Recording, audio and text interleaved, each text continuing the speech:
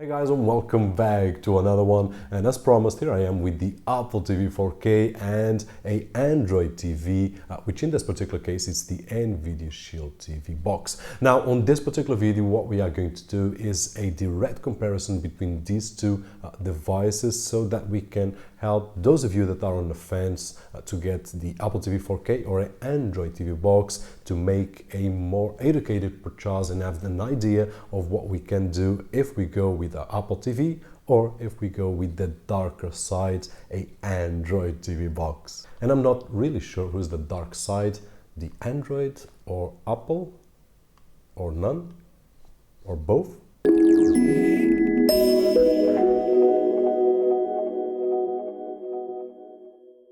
And we are back, and first of all let me mention that I've got the NVIDIA Shield TV here representing a class of boxes available on the market with the Android operating system, some of them with the Android TV OS and some of them running pure Android. And for those of you that are not familiar with this, I will leave some links down below. We have tested many machines on the channel, so hopefully you will find some information there. And that being said, let's go straight for a direct comparison between these two devices and hopefully help you to decide which one will be better for you. And starting with something which is Apple only, iTunes library. Now, as I mentioned on the previous video, I'm a Apple user. We've got some devices that we use here at home, but we don't use iTunes library. Now, this is one of the things that plays on the Apple side. If any of you guys have your movies, music, etc., on your iTunes app, then the Apple TV is the best and only choice to go, in my opinion, of course. Now, moving to another app, which is the Photos app.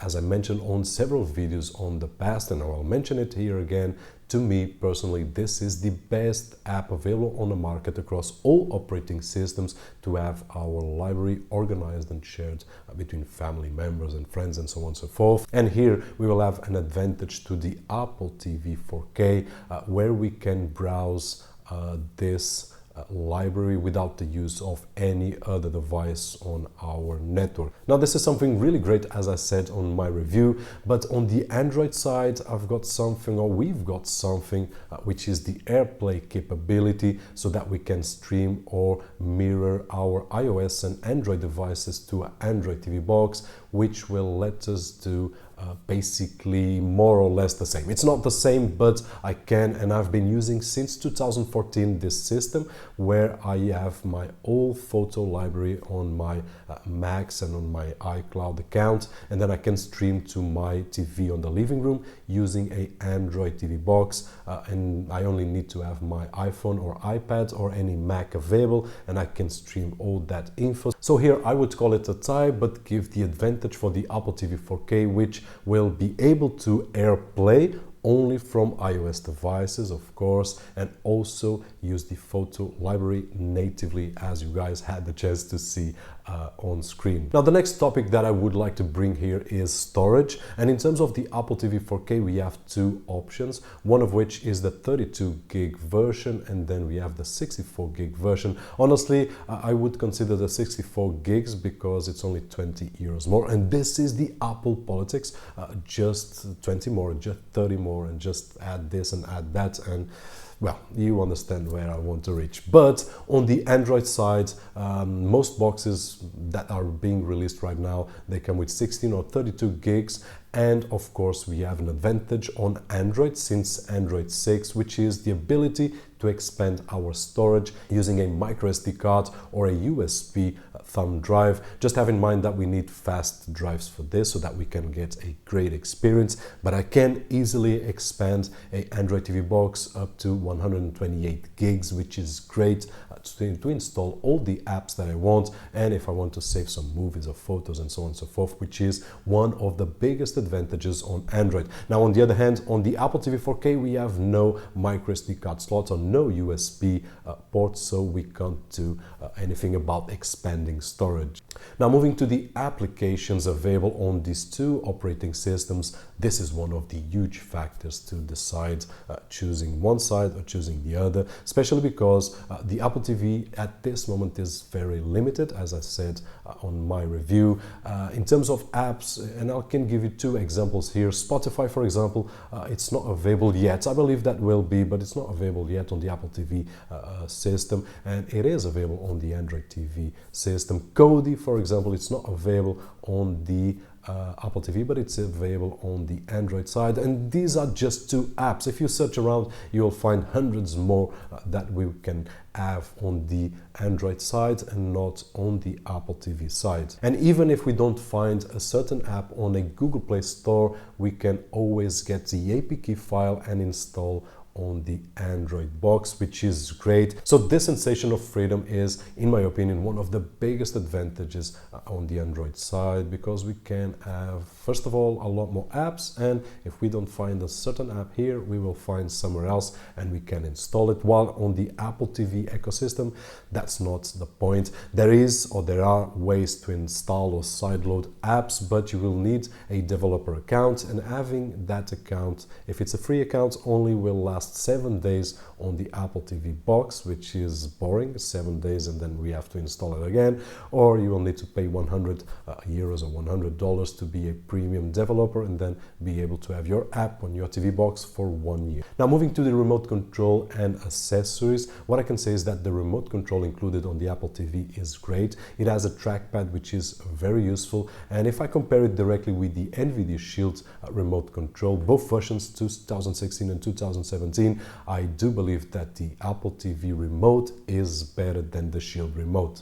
Nonetheless, once again, on the Android side, I can grab just any remote, and in this particular case referring to wireless remote, with trackpads or without trackpads, with keyboards or without keyboards, and just plug into any Android TV box through a USB or through a Bluetooth connection, but usually wireless remotes are through USB, and I can just plug it in and then enjoy my box in a more pleasant way, which is something that on the Apple TV 4K, for now, I didn't find any remote that was able to connect, especially because most of them are USB, and the Apple TV 4K doesn't have a USB connection. Now, moving to other accessories like gamepads and so on and so forth. On my previous tests on the Apple TV 4K, I did plug in a gamepad that I have available. I have got a few, I did try a few, and none of them are recognized are gamepads.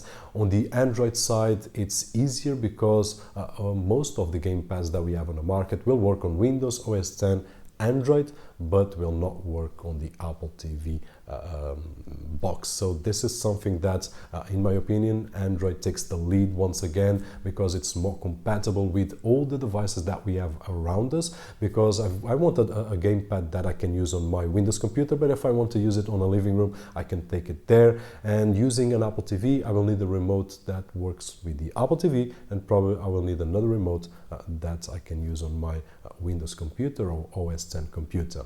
Now, moving to games, this will be a bit subjective. If you guys have a particular game on the Apple TV system, then you will need to choose that one. And on the other hand, if you have something on the Android side that is not on the Apple TV, then we need to go there. But in my opinion, for what I've searched, there are a lot more games on the Android platform than there are on the Apple TV system. I also believe that the Apple TV is a baby in terms of operating system at this generation, but with time, I hope that they will get more games. But talking about right now, the choice is limited. Now, besides the games that we can find on both platforms, there is something that it's very important to me and many of you that follow the channel, which is game stream, and that is only something that we can do on the Android side. Now, I can game stream from NVIDIA computers or even with Mac computers to an Android TV box, but I cannot do that using the Apple TV. So this is something that's for someone that enjoys games, and I'm talking about more serious gaming, AAA gaming. You just need to search around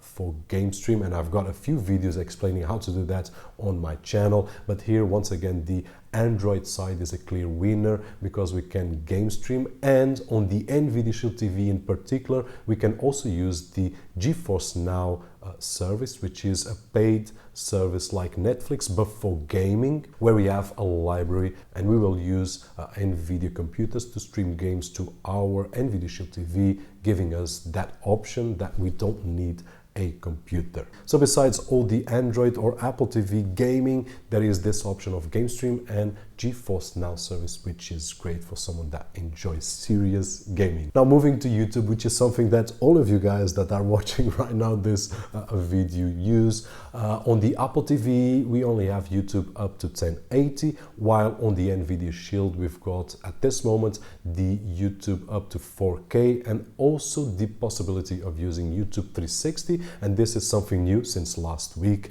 but it's great that NVIDIA Shield is already there and the Apple TV still isn't there. I do believe that the Apple TV in the near future, as I said in the review, will have the YouTube 4K and hopefully YouTube 360, but at this moment we can't compare. NVIDIA Shield TV once again as the lead on the YouTube app. Now moving to Netflix, what I can say is that the experience is great. Both of them will stream up to 4K, so if you are looking just for Netflix, you can choose one or the other, that the experience will be great. Now, talking about pricing, what I can say is that the both systems cost roughly 200 euros, $200, depending on where you live.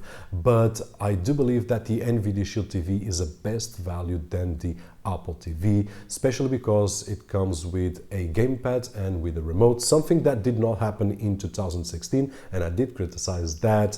We had to pay 50 euros on the remote itself, which was not worth it, but NVIDIA fixed that and all is good right now. For 200 euros we can get a gamepad and a remote, and on the Apple side we get only a remote, and if you want a gamepad we will need to get or to spend 60 euros more, which will take us to 260 versus 200 euros. So in conclusion, guys, I do believe that in the future the Apple TV operating system will evolve, but at this moment it's not just comparable with everything that we can do on the Android TV side. And truth be told, that the Android TV boxes, regardless if they are using pure Android or Android TV OS, have been for quite some time, and for these past years they have evolved a lot. So in this particular moment, Android is a much more mature system than the Apple TV OS system, and that finally will give us, in my opinion, a best experience on the Android side than we can have on the Apple TV side. And that is it. Hope that you guys enjoyed the video, and if you did, don't forget that usual thumbs up. My name is Roberto Jorge, and as always, I'll see you guys on the next one.